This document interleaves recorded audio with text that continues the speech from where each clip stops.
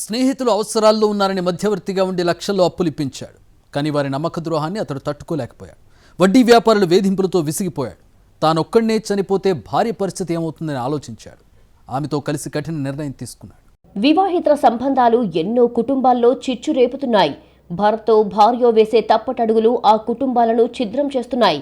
క్షణిక సుఖాల కోసం కొందరు 7 అడుగులు నడిచిన వారిని యమపురికి పంపిస్తున్నారు. మరికొందరు క్షణిక సుఖాల మోజులో రక్త సంబంధాలను కాలరాస్తున్నారు. కనిపించిన వారిని కడతేరుస్తున్నారు. తమతో పెనవేసుకున్న బంధాలు, అనురాగాలు, ఆప్యాయతలు మరిచి దారుణాలకు ఒడిగడుతున్నారు.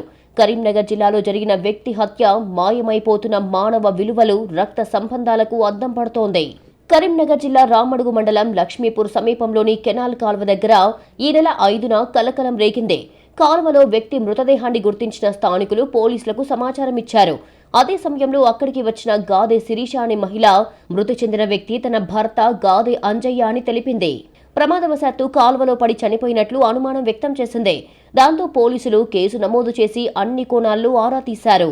అయితే కాల్వలో మృతదేహం బయటపడ్డ తర్వాత అంజయ్య భార్య తమకు ఫిర్యాదు చేయడంపై అనుమానించారు. ఒకవేళ ఆమె భర్త అదృశ్యమైతే ముందుగా తమకు ఎందుకు ఫిర్యాదు చేయలేదు అన్న కోణంలో ఆరా తీశారు. మృతుడు అంజయ్య కుటుంబ సభ్యుల కాల్ డేటా పరిశీలించారు. 3 నెలలుగా కొత్త వ్యక్తులతో మాట్లాడుతున్నట్లుగా గుర్తించారు. అప్పట్నుంచి కొత్త ఫోన్ నంబర్ల సిగ్నల్స్ పై దృష్టి సారించారు. ఆదివారం ఉదయం సదరు ఫోన్ నంబర్ సిగ్నల్ లక్ష్మీపూర్లోని అంజయ్య తండ్రి లచ్చయ్య ఇంటి దగ్గర వస్తున్నట్లు గుర్తించి అక్కడికి చేరుకున్నారు. పోలీసులను చూడగానే నిందితులు పారిపోవడానికి యత్నించడంతో వారిని వెంబడించి పట్టుకున్నారు. తమదైన శైలిలో వారిని గట్టిగా విచారించడంతో హత్య డొంక కదిలింది. లక్ష్మీపూర్ గ్రామానికి చెందిన గాదే అంజయ్య 15 ఏళ్ల క్రితం శిరీషను పెళ్లి చేసుకున్నాడు. వీరికి 2 కూతుళ్లు ఉన్నారు. అంజయ్య ఉపాధి కోసం 2017లో దుబాయ్ వెళ్లాడు. అదే సమయంలో తండ్రి లచ్చయ్యకు అతని భార్య శిరీషకు మధ్య వివాహేతర సంబంధం ఏర్పడింది. 2019లో స్వగ్రామానికి వచ్చిన లచ్చయ్య తండ్రి తన భార్య మధ్య సాన్నిహిత్యాన్ని గుర్తించి గట్టిగా మందలించాడు. అంతేకాదు కోపంతో తండ్రిని చితకబాదాడు.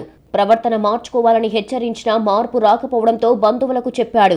చనిపోయిన గాదే అంజయ్య యొక్క భార్యకును వాళ్ళ మామయ్య గారికి ఇద్దరికి ఇల్లీగల్ కాంటాక్ట్ ఉన్నదని, అదేవిధంగా ఇతను 2017 నుంచి 2019 వరకు ఇతను దుబాయ్కి వెళ్తాడు. అబ్రాడ్కి వెళ్ళిన సమయంలో వీళ్ళిద్దరికి ఇంటిమసీ పెరుగుతుంది. అదే ఈ విషయం తెలుసుకొని నేను అక్కడి నుంచి వస్తాడు. వచ్చిన తర్వాత ఇంట్లో ఈ విషయాలు తెలిసిన తర్వాత ఈ డిసీజుడు తండ్రిని బాగా మందలిస్తాడు, కొడతాడు, బెదిరిస్తాడు. ఇటు విషయాలు వాళ్ళ బావకు కూడా చెప్పుకున్న తర్వాత వాళ్ళ పద్ధతిలో మార్పు రాకపోయేసరికి ఇతను హరాస్మెంట్ తట్టుకోలేక మామయ్య ఏం చేస్తాడంటే గాదే లచ్చయ్య వాళ్ళ తండ్రి, డిసీజ్డ్ తండ్రి గాదే లచ్చయ్యను శిరీష వీడి భార్య, డిసీజ్డ్ భార్య ఇద్దరు కలిసి ఎట్లయినా ఇతన్ని ఎలిమినేట్ చేయాలి అని చెప్పి రకరకాల ప్రయత్నాలు చేస్తారు. ఈ పరిణామాలతో మనస్తాపం చెందిన అంజయ్య తాగుడుకు బానిసయ్యాడు. రోజు తాగొచ్చి భార్యతో పాటు తండ్రిని వేధించేవాడు అంజయ్య. ఆవేశంతో ఊగిపోతూ వారిని కొడుతుండేవాడు. దాంతో తమ ఏకాంతానికి అడ్డుగా ఉన్న అంజయ్యను వదిలించుకోవాలని తండ్రి, భార్య పథకం వేశారు. నేరుగా చంపితే అనుమానం వస్తుందని భావించిన లచ్చయ్య అదే గ్రామానికి చెందిన కొలిపాక రవి సహాయంతో సుపారీ గ్యాంగ్ను సంప్రదించాడు. రవి తన బంధువైన ఉప్పరపల్లి కోటేశ్వర్, అతని స్నేహితుడు అబ్రార్తో కలిసి అంజయ్యను చంపేందుకు 3 లక్షలకు ఒప్పందం చేసుకున్నారు. ముందుగా 1,25,000 అడ్వాన్స్ తీసుకున్నారు.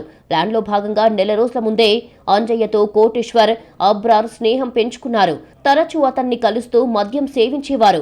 కొడుకుతో భయం ఉన్నది, వాడు ఎప్పుడో ఏదో ఒకటి చేస్తాడు, ఏదైనా చేయాలని చంపేయాలని చెప్పి అడిగితే రవి అనే వ్యక్తి ఏం చేస్తాడు, మాకు దూర బంధువు ఒక అతను ఉన్నాడని చెప్పి కోటేశ్వర్ ఉన్నాడని చెప్పి అతన్ని పరిచయం చేస్తాడు. ఆ పరిచయం చేసిన వ్యక్తి నంబరే కొత్త నంబర్ అది. అతన్ని పిలిపించుకొని 3 లక్షల రూపాయలకు ఇతన్ని చంపాలని చెప్పి ప్లాన్ చేస్తారు. ప్లాన్లో భాగంగా కోటేశ్వర్ అండ్ అబ్రహాం అని ఇంకొక వ్యక్తి ఉంటాడు.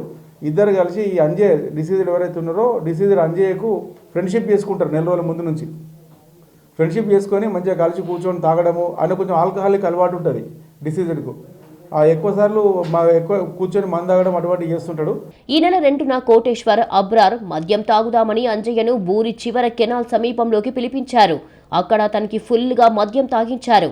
అంజయ్య మత్తులోకి జారుకున్న తర్వాత అతన్ని కోటేశ్వర్, అబ్రార్ కలిసి గొంతు నులిమి చంపేశారు.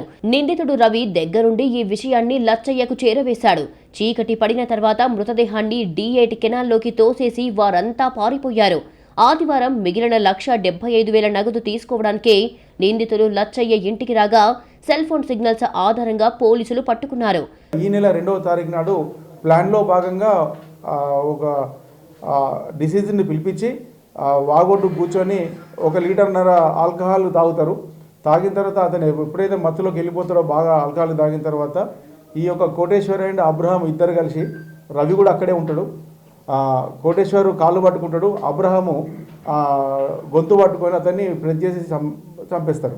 చంపేసిన తర్వాత బాడీని అక్కడనే పెట్టి మళ్ళీ వచ్చి వాళ్ళు ఏం చేస్తారు, మళ్ళీ ఒక ఆల్కహాల్ తీసుకొని మళ్ళీ కన్జ్యూమ్ చేసి మళ్ళీ వెళ్ళి డిసీజ్ రాత్రి అయిన తర్వాత, రాత్రి 8 గంటల తర్వాత ఎవరు చూడని సమయంలో ఆ బాడీని కెనాల్లో పడేస్తారు. లచ్చయ్య, శిరీష, కోటేశ్వర్, మహమ్మద్ అబ్రార్, కొలిపాక రవిని అరెస్టు చేసి రిమాండ్కు తరలించారు పోలీసులు. అంజయ్యను కిరాతకంగా చంపేసిన నిందితులను కఠినంగా శిక్షించాలని లక్ష్మీపూర్ వాసులు డిమాండ్ చేస్తున్నారు.